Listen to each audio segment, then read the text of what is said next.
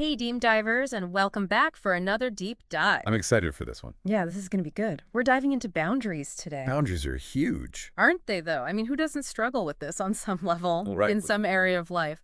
And we've got a great book to guide us. Yeah. Boundaries. When to say yes, how to say no to take control of your life by Doctors Cloud and Townsend. I love this book. It's so good. It's such a classic for a reason, right? Yes. Because they don't just tell you set boundaries, they tell you why. Right. And how, Yeah. what's the psychology behind this? What's going on in our brains and our hearts? Right, and how to actually do it practically. Yes. Like, it's one thing to say, oh, I should have better boundaries. Yeah. But then how? Yeah, exactly. What does that even look like? Yeah. Thankfully, that's what this book is all about. Yes. One of the things that I love that they start with is this idea of boundaries being like property lines for our souls. Such a good analogy. It is. I mean, when you first read that, you're like, what does that even mean? What are you talking about? But then they unpack it, and it's like, oh, Right. okay, I see it. Yeah. So help us understand that. What does it mean that boundaries are like property lines? Well, so you think about a property line. It's literally a boundary that says, this is where my yard ends and your yard begins. Right. And it doesn't mean that I don't like you or I don't want to ever come over to your yard or you can't come to mine. But it means there's a healthy separation Right. of what's mine and what's yours. And boundaries are the same way with our own selves. It's like, this is where I end and you begin. Mm. This is what I'm responsible for and what I'm not responsible for. It's about protecting our space, our time, our energy, our emotional well-being. Yes, all of that. It's interesting because one of the examples they use is the Good Samaritan, Oh, yeah. which on the surface, you're like, that's not really about boundaries, is it? It's What? about compassion and helping people. But they highlight that even in that story, there's a boundary element. Absolutely. Because the Good Samaritan, he saw a need and he helped meet that need, but he didn't become a caretaker for that man for the rest of his life. Yeah, he didn't take on the responsibility of healing every part of him. Exactly. He helped, but he had boundaries. That's such a good point. Yeah. So it's not about building walls and being like, stay away from me. Mhm. It's about creating healthy connections where we can give and receive without feeling depleted or taken advantage of. Exactly. I love that. And the book even shares this really sad story about this guy named Robert.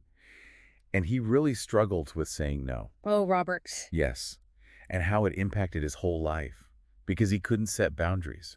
His childhood was rough. I mean, talk about a masterclass in how not to set boundaries. Right. Like his parents didn't set them for him No. and they didn't allow him to set them for himself. Right. And it really impacted him. Yeah. They talked about how he had these older sisters who would just kind of boss him around. And he wasn't allowed to say no, Yeah. even when they were physically being too rough with him. Right. And so it's like right from the get-go, his boundaries were constantly being violated, and he never learned how to assert himself. Right. And you think about it, like that's how we learn as Yeah. kids, is we learn by watching our parents and what's modeled for us. It's true, and it shapes our view of ourselves and our relationships. Yes, our boundary blueprint is kind of set in those early years. Yeah, our blueprint for how we navigate the world. Right. That's such a good way to put it.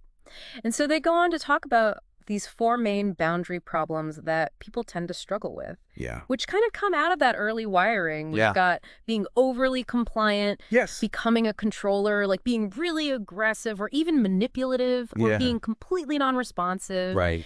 And they link these back to those early experiences like overbearing parents, or maybe there's addiction in the family, or even trauma, and how those things shape the way we view ourselves and the way we interact with the world. Right. And they gave the example of an adult child of an alcoholic Oh, yeah, who feels responsible for everyone's emotions because that's what they learned growing up. because that was their role in that dysfunctional family system. Exactly. They had to kind of be hyper vigilant to everyone else's needs at the expense of their own. Exactly. And that's why it's so important to understand where these patterns come from. Because once you understand it, then you can start to rewrite it. Yeah. And the book gives 10 laws of boundaries to help you do that. Yes. Let's get to those laws of boundaries, because I think those are really where the rubber meets the road in terms of like, okay, what are the practical takeaways here? What can we actually start doing differently? Exactly. And one of the most important ones, I think, is the law of sowing and reaping, Okay. which is a principle that's talked about a lot, but it really applies to boundaries. So you mean like what we put out into the world, we get back? Like if we are constantly rescuing people from the consequences of their actions, then we are not doing them or ourselves any favors. Right. You're enabling unhealthy patterns. And it made me think of that saying, give a man a fish and you feed him for a day, Teach a man to fish, and you feed him for a lifetime. That's good. Sometimes the most loving thing we can do is allow someone to experience the natural consequences of their choices, Absolutely. because that's how they learn and grow. Because true love doesn't mean shielding people from reality. Yeah. It means supporting them and becoming responsible. Yes. Okay, so that's the law of sowing and reaping. What's another one of those laws that we should keep in mind? The law of responsibility, Okay. which is huge because it states we are ultimately responsible for ourselves, our emotions, our choices, our well-being. We can't put that on other people. Exactly. Like, it's Right. not someone else's job to make me happy or to manage my feelings for me. Right. That's on me. I love that. And it emphasizes that it doesn't negate responsibility to love and care for others, right? But it's saying you are responsible for you. Yes. And when you take responsibility for yourself, it actually allows you to love others better That's a good point. because you're not coming from a place of depletion. Yes. Because it's more authentic than, right. Right. Because if I'm constantly saying yes to you out of guilt or obligation, Right. or because I need your approval, Yeah. then am I really showing up in that relationship in a healthy way? Right. That's not true love. Yeah.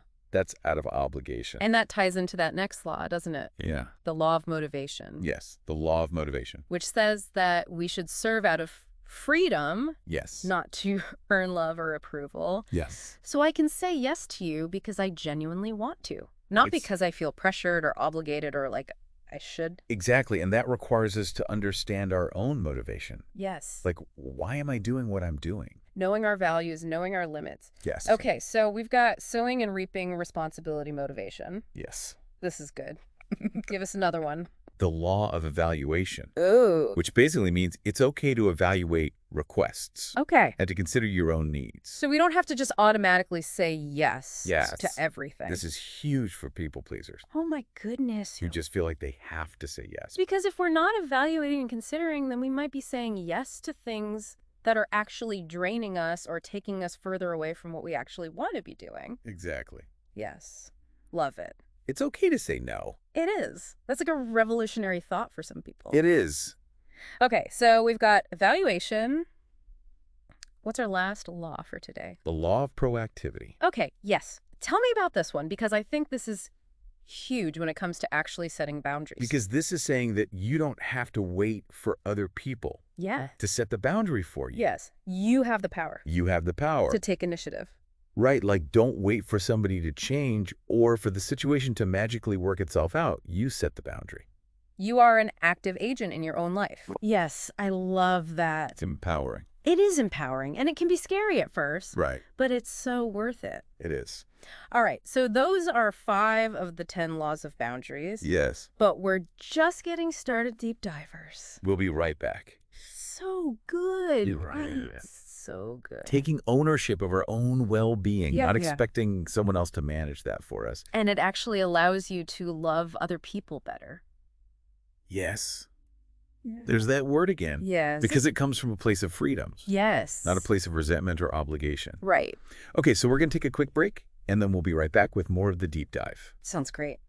All right, deep divers. So we've been talking about the 10 laws of boundaries, Yes. and I think we got through about 5 of them We did. in the first part, so we've got 5 more to unpack. Yes. But I kind of want to shift gears a little bit Okay. and talk about how these principles actually play out Yes. in different areas of life. Yes. I think that's where it gets really practical, right? Right. Like, okay, we can talk about boundaries in theory all day long. Right. But how does this actually show up Yes, in our everyday life. in my marriage, in my parenting, in my workplace, Exactly. with my friends, with my extended family, like all of it? Yes, and the book does a great job at breaking that down It does. into those specific areas. Yeah. So let's start with marriage. Okay. Because I think that's one where boundaries are so crucial They are. for a healthy relationship. And they give a great example Okay. in the book about this couple where one person craves like constant togetherness Right. and the other person needs a lot more space and alone time. Oh, yeah, that's such a classic. It is such a classic. Yeah. And they talk about how in that situation, it's so important to honor each other's needs and preferences. Right, because if you don't, it leads to resentment. Yes. Yes. Exactly. One person's like, why don't you want to spend time with me? You don't love me. And the other person's like, I just need to breathe. Yeah. Like, I need a minute. Exactly. So finding that balance between Intimacy and individuality. Is so key. And I love how they talk about it's not about becoming one amorphous blob, which I think a lot of people think marriage is like you just kind of like melt into one person. It's like, no, we're two whole people Right. with our own needs and our own desires and our own boundaries and respecting that within the context of a marriage. Exactly. So good. And then parenting. Oh, yes. The book talks about how boundaries are essential for a child's development. Okay, so it's not just about like keeping kids in line Right. and making them behave. Right. It's about teaching them. It's about giving them Yeah. those tools that they need to thrive. Exactly. So how do boundaries do that for kids?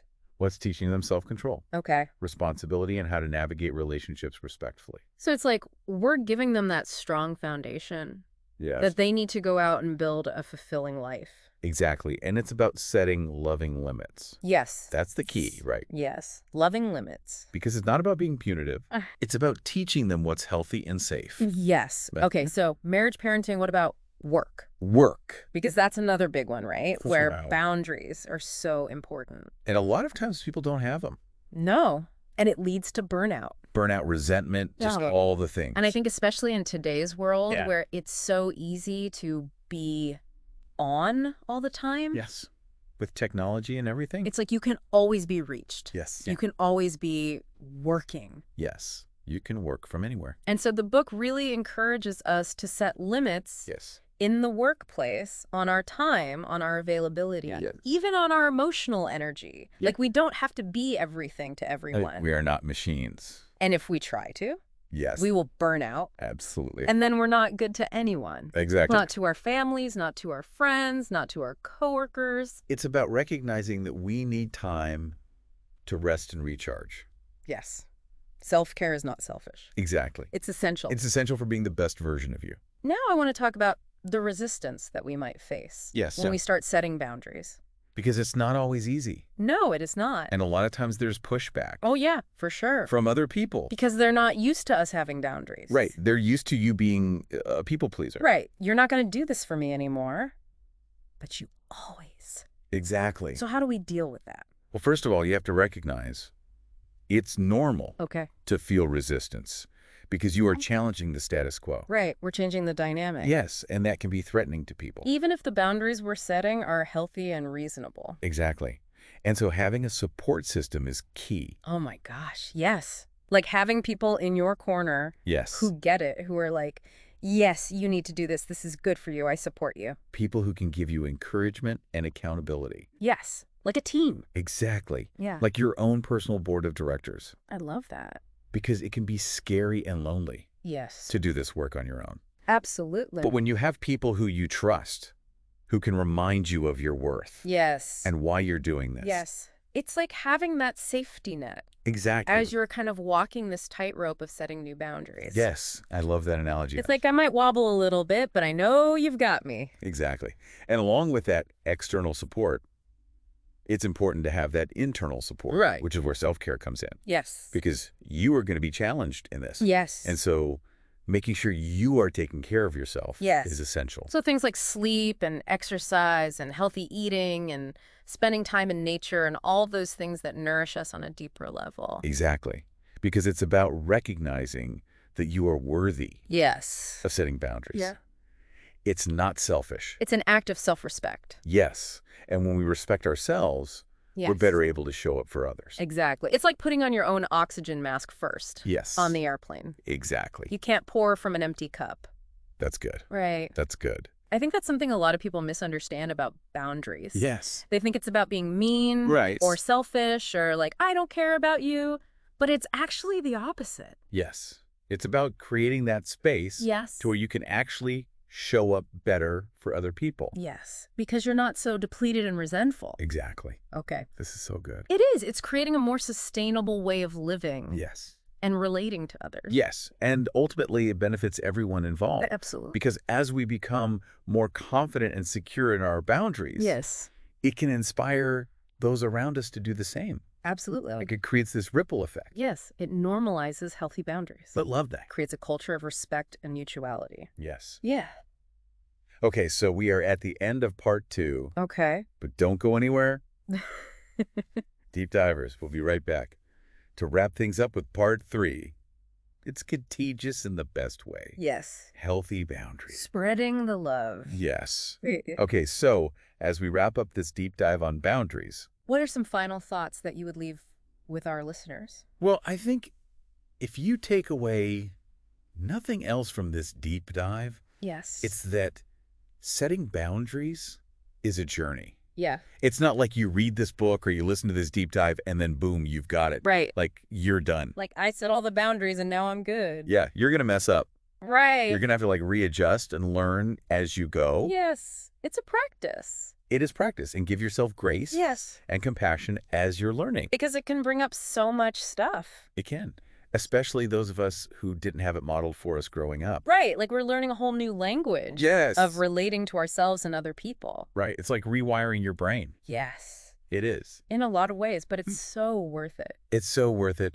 And I love that this book gives us so many tools. Yes. And like that framework for understanding why boundaries are important. Yes. And then how to actually start putting them into place, In a way that's loving and compassionate. both to yourself and others. I love that. Okay, so to all our deep divers out there, as you continue to explore this topic, Yes. we'll leave you with this thought-provoking question from the book. Okay. They say, if you can't say no, Ooh. can you truly say yes? Mm. Let that sit with you for a minute, Yeah. because I think that really gets to the heart of it. It does. When we can set those healthy boundaries, when we can say no to the things that are not life-giving, Right. it frees us up to say yes, Yes. to the things that are To the things that matter most. yes. Beautifully said. All right, deep divers. That's it for this deep dive into the world of boundaries. It's been a pleasure diving deep with you Always a pleasure. Until next time, keep diving deep. into those topics that matter most.